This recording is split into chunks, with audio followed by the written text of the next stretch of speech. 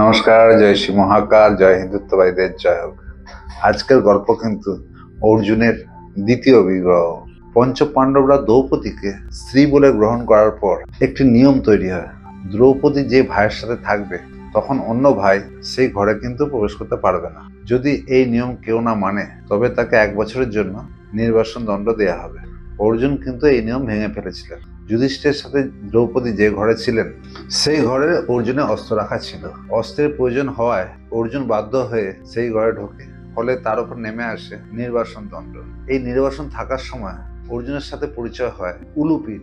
উলুপি ছিলেন পাতাল লোকের নাগরাজের কন্যা। অর্জুনের উলুপিকে পছন্দ হয়, দুজন বিবাহ সূত্রে আবদ্ধ হন। তাদের একটি পুত্র সন্তানও হয়, তার নাম ইরাবান। ইরাবান দিব্যাস্ত্র চালনায় ও মায়াতে খুব পারদর্শী ছিলেন। কুরুক্ষেত্রের যুদ্ধে শকুনির 6 পুত্রকে ইরাবানী কিন্তু বধ করেছিলেন। এমনকি ভীষ্মকে কিভাবে পরাস্ত করা যাবে তার যুক্তিও অর্জুনকে তিনিই দেন। কেমন লাগলো বন্ধু? আজ এই পর্যন্তই। ভালো থাকুন, সুস্থ থাকুন। জয় শ্রী মহাকাল।